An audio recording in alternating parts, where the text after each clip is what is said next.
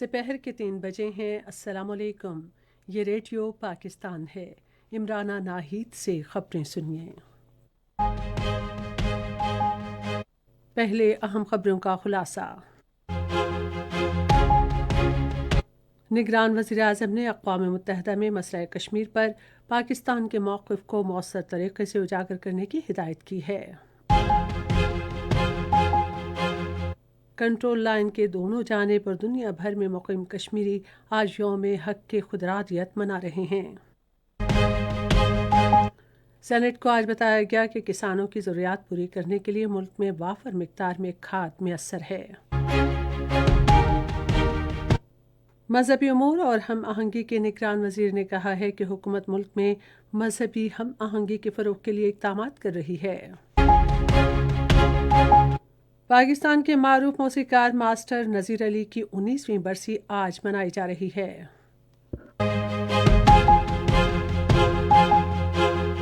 Sydney میں پاکستان نے Australia کے خلاف آخری کرکٹ ٹیسٹ کے تیسرے روز اپنی دوسری اننگز میں آج کھیل ختم ہونے تک 68 رنز بنائے تھے اور اس کے 7 کھلاڑی آؤٹ ہوئے۔ اور اب خبریں تفصیل کے ساتھ۔ نگران وزیر اعظم انوار الحق کاکڑ نے اقوام متحدہ میں مسئلہ کشمیر پر پاکستان کے موقف کو مؤثر طریقے سے اجاگر کرنے کی ہدایت کی ہے۔ وزیر اعظم نے یہ ہدایات اقوام متحدہ میں پاکستان کے مستقل مندوب منیر اکرم کو دیں، جنہوں نے آج اسلام آباد میں ان سے ملاقات کی۔ انہوں نے کہا کہ ملک کی اقتصادی بہبود کے لیے مواقع کی تلاش پاکستان کے تمام سفارتی نمائندوں کی اولین ترجیح ہونی چاہیے۔ انوار الحق کاکڑ نے اقوام متحدہ میں مسئلہ فلسطین کو مؤثر طریقے سے اٹھانے پر منیر اکرم کو سراہا۔ کنٹرول لائن کے دونوں جانب اور دنیا بھر میں مقیم کشمیری آج یوم حق کی خودارادیت اس عزم کے ساتھ منا رہے ہیں کہ وہ اپنے بین الاقوامی طور پر تسلیم شدہ ناقابل تنسیق حق کے حصول تک اپنی جدوجہد جاری رکھیں گے۔ یوم حق کی خودارادیت منانے کی اپیل کل جماعتی حریت کانفرنس نے کی ہے۔ اس دن بھارت کے غیر قانونی زیر قبضہ جموں و کشمیر، آزاد جموں و کشمیر اور دنیا بھر کے ممالک کے دارالحکومتوں میں احتجاجی مظاہروں، ریلیوں، سیمیناروں اور کانفرنسوں کے انعقاد سمیت مختلف تقریبات منعقد ہوں گی۔ 5 جنوری 1949 کو اقوام متحدہ کی سلامتی کونسل نے ایک قرارداد منظور کی تھی، جس میں اقوام متحدہ کی زیر نگرانی رائے شماری کے ذریعے کشمیریوں کا اپنے مستقبل کا فیصلہ کرنے کا حق تسلیم کیا گیا تھا۔ 7 دہائیوں سے زائد عرصہ گزرنے کے باوجود اقوام متحدہ نے 13 اگست 1948 اور 5 جنوری 1949 کی اپنی قراردادوں پر عمل درآمد کے حوالے سے کوئی ٹھوس اقدامات نہیں کیے۔ بھارت کے غیر قانونی زیر قبضہ جموں و کشمیر میں بھارتی فوج نے ریاستی دہشت گردی کے تازہ واقعے میں آج ضلع شوپیاں میں ایک نوجوان کو شہید کر دیا۔ نوجوان کو ضلع کے چوٹی گام کے علاقے میں محاصرے اور تلاشی کی کارروائی کے دوران شہید کیا گیا۔ سینٹ کو آج بتایا گیا کہ نگران حکومت نے ادویات کی قیمتوں میں اضافہ نہیں کیا ہے۔ وزیر صحت ڈاکٹر ندیم جان نے وقفہ سوالات کے دوران ایوان کو بتایا کہ ہم نے ادویات کی قیمتوں میں اضافہ روکنے کے لیے ادویہ ساز صنعت کے ساتھ بات چیت کی ہے۔ انہوں نے کہا کہ حکومت نے پورٹل اور موبائل ٹیلی فون سروس کا آغاز کیا ہے، جہاں لوگ ادویات کی قیمت، قلت اور معیار سے متعلق شکایات درج کرا سکتے ہیں۔ ڈاکٹر ندیم جان نے کہا کہ وفاقی حکومت جعلی ادویات کے مسئلے سے نمٹنے کے لیے صوبوں کے تعاون سے کام کر رہی ہے۔ انہوں نے ایوان کو بتایا کہ پاکستان رواں ماہ صحت کے تحفظ پر عالمی کانفرنس کی میزبانی کر رہا ہے، جس کا مقصد عالمی رہنماؤں سے وبا سے نمٹنے کے لیے برابری کی بنیاد پر تیاری کو یقینی بنانا ہے۔ ایک ضمنی سوال کا جواب دیتے ہوئے وزیر صحت نے کہا کہ کورونا کے نئے ویرینٹ JN1 کا پاکستان میں کوئی کیس رپورٹ نہیں ہوا۔ ایوان میں توجہ دلاؤ نوٹس کا جواب دیتے ہوئے پارلیمانی امور کے وزیر مرتضیٰ سولنگی نے کہا کہ کسانوں کی ضروریات پوری کرنے کے لیے ملک میں وافر مقدار میں کھاد میسر ہے۔ انہوں نے کہا کہ صورتحال کے پس منظر میں وفاقی اور صوبائی حکومتوں سمیت کھاد کی صنعت نے یوریا کی قیمت اور فراہمی پر نظر رکھی ہوئی ہے۔ انہوں نے کہا کہ صوبوں کو کھاد کی رسد بڑھا دی گئی ہے اور صوبائی حکومتیں ذخیرہ اندوزی کے خلاف کارروائی کر رہی ہیں۔ مرتضیٰ سولنگی نے کہا کہ یوریا کی بوری کی قیمت 5,000 سے کم ہو کر 4,450 روپے پر آ گئی ہے۔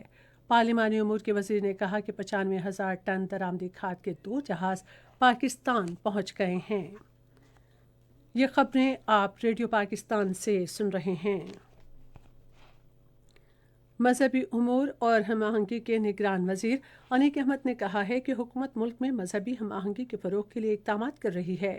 وہ آج اسلام آباد میں ایک نجی یونیورسٹی میں مذہبی ہم آہنگی کے عنوان پر منعقدہ سیمینار سے خطاب کر رہے تھے۔ انہوں نے کہا کہ اسلام امن کا مذہب ہے اور اسلام تمام مذاہب کے پیروکاروں کو عزت دینے کا درس دیتا ہے۔ انیک احمد نے تعلیمی اداروں میں سیمینارز منعقد کر کے نوجوانوں میں مذہبی ہم آہنگی کے بارے میں شعور اجاگر کرنے کی ضرورت پر زور دیا۔ سیمینار سے خطاب کرتے ہوئے اسلامی نظریاتی کونسل کے چیئرمین قبلہ ایاز نے معاشرے خصوصاً نوجوانوں میں مذہبی ہم آہنگی کے فروغ کرنے کی کوششوں پر وزارت مذہبی امور کی تعریف کی۔ اس موقع پر مختلف طبقہ فکر کے دانشوروں نے بھی خطاب کیا اور تعلیمی اداروں میں اس قسم کے سیمینارز منعقد کرنے پر حکومت پاکستان کی کوششوں کو سراہا۔ اقوام متحدہ کے عالمی سیاحتی ادارے نے 2023 کے دوران پاکستان کو سیاحت کے لیے بہترین ملک قرار دیا ہے۔ وزارت خارجہ کے ترجمان کے مطابق یہ بات آج اسلام آباد میں سیکرٹری داخلہ نے پاکستان ایسوسی ایشن آف ٹور آپریٹرز کے ایک وفد سے ملاقات میں کہی۔ وفاقی سیکرٹری نے کہا کہ سیاحت کا فروغ حکومت کی اولین ترجیح ہے۔ انہوں نے وفد کو ان کے مسائل حل کرنے کی یقین دہانی بھی کرائی۔ ملاقات میں سیاحوں کے لیے ویزا جاری کرنے کے طریقہ کار کو آسان اور جلدی دینے پر اتفاق ہوا۔ ضلع ٹانک میں سیکیورٹی فورسز نے خفیہ اطلاع کی بنیاد پر کی جانے والی کارروائی میں انتہائی خطرناک دہشت گرد گل یوسف عرف طور سمیت 2 دہشت گردوں کو ہلاک کر دیا۔ دہشت گرد گل یوسف ٹانک اور ڈیرہ اسماعیل خان کے اضلاع میں دہشت گردی کی بڑی کارروائیوں سمیت سیکیورٹی فورسز کے خلاف دہشت گردی کے متعدد حملوں، بھتہ خوری اور بے گناہ شہریوں کی ٹارگٹ کلنگ میں ملوث رہا۔ وہ قانون نافذ کرنے والے اداروں کو انتہائی مطلوب تھا اور حکومت نے اس کے سر کی قیمت 25 لاکھ روپے مقرر کر رکھی تھی۔ مقامی آبادی نے علاقے میں امن و استحکام برقرار رکھنے میں سیکیورٹی فورسز کی کوششوں کو سراہا۔ فوج کے شعبہ تعلقات عامہ نے ایک بیان میں دہشت گردی کی افریت کے خاتمے کے لیے پاکستان کے پختہ عزم کا اعادہ کیا۔ افغان باشندوں سمیت غیر قانونی طور پر مقیم غیر ملکیوں کی ان کے ملکوں کو باوقار اور محفوظ انداز میں واپسی کا عمل جاری ہے۔ تازہ ترین اعداد و شمار کے مطابق 1128 غیر قانونی طور پر مقیم افغان باشندے اپنے ملک واپس چلے گئے ہیں۔ اب تک 4,59,000 سے زائد غیر قانونی طور پر مقیم افغان باشندے افغانستان واپس جا چکے ہیں۔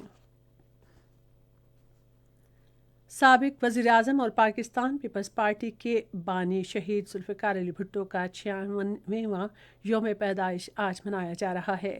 پیپلز پارٹی کے رہنما اور کارکنان گڑھی خدا بخش پہنچے، فاتحہ خوانی کی، پی پی پی کے بانی کی قبر پر پھول چڑھائے اور انہیں خراج عقیدت پیش کیا۔ پاکستان کے معروف موسیقار ماسٹر نذیر علی کی 19ویں برسی آج منائی جا رہی ہے۔ نذیر علی نے موسیقی کی ابتدائی تعلیم استاد اختر حسین اکھیاں سے حاصل کی اور زندگی کے ابتدائی سالوں میں ہی فلمی موسیقی کی کمپوزنگ میں مہارت حاصل کی۔ انہیں دھمال کا بادشاہ کہا جاتا تھا۔ لال میری پت رکھیو بھلا جھولے لال نے نذیر علی کو فلم انڈسٹری کے صف اول کے موسیقاروں میں لا کھڑا کیا۔ ان کے دیگر دھمال جنہوں نے عوام میں بے حد مقبولیت حاصل کی، ان میں حسینی لال کندر، میرے غم تال کلندر، شہباز کرے پرواز، بری بری امام بری، سجنوں اے نگری داتا دیے شامل ہیں۔ اور اب کرکٹ۔ سڈنی میں پاکستان نے آسٹریلیا کے خلاف آخری کرکٹ ٹیسٹ کے تیسرے روز اپنی دوسری اننگز میں آج کھیل ختم ہونے تک 68 رنز بنائے تھے اور اس کے 7 کھلاڑی آؤٹ ہوئے۔ اس سے پہلے آسٹریلیا کی پوری ٹیم اپنی پہلی اننگز میں 299 رنز بنا کر آؤٹ ہو گئی۔ ریڈیو پاکستان اپنے قومی نشریاتی رابطے پر آج 3:10 پر اسلام کے خلیفہ اول حضرت ابوبکر صدیق رضی اللہ کے یوم وفات کے سلسلے میں تیسرا سیمینار نشر کرے گا، جس کا عنوان ہے سیدنا حضرت ابوبکر صدیق رضی اللہ دور خلافت۔ ایک دوسرے پروگرام میں آج 3:50 پر سوشل میڈیا پر گستاخانہ مواد سے نمٹنے کی آگاہی مہم کی مناسبت سے ایک انٹرویو نشر کیا جائے گا، جس کا عنوان ہے سوشل میڈیا اور سماجی اقدار۔ اور اب موسم۔ محکمہ موسمیات کی پیشگوئی کے مطابق آئندہ 12 گھنٹوں کے دوران ملک کے بیشتر علاقوں میں موسم سرد اور خشک، جبکہ شمالی علاقوں میں شدید سرد رہے گا۔ پنجاب کے کئی میدانی علاقوں میں شدید دھند اور سموک چھائی رہے گی۔ بلوچستان کے شمال مشرق اور زیریں بالائی سندھ کے بعض علاقوں میں موسم ابرآلود رہنے کے ساتھ بارش اور پہاڑوں پر برفباری کا امکان ہے۔ بڑے شہروں کا درجہ حرارت: اسلام آباد 16 ڈگری سینٹی گریڈ، لاہور اور پشاور 9، کراچی 24، کوئٹہ 8، مری 11، گلگت 7، مظفر آباد 13 ڈگری سینٹی گریڈ، سری نگر 9، جموں 13 اور لیہ -2 ڈگری سینٹی گریڈ۔ آخر میں اہم خبروں کا خلاصہ ایک بار پھر سن لیجیے۔ نگران وزیر اعظم نے اقوام متحدہ میں مسئلہ کشمیر پر پاکستان کے موقف کو مؤثر طریقے سے اجاگر کرنے کی ہدایت کی ہے۔ کنٹرول لائن کے دونوں جانب اور دنیا بھر میں مقیم کشمیری آج یوم حق خود ارادیت منا رہے ہیں۔ سینیٹ کو آج بتایا گیا کہ کسانوں کی ضروریات پوری کرنے کے لیے ملک میں وافر مقدار میں کھاد میسر ہے۔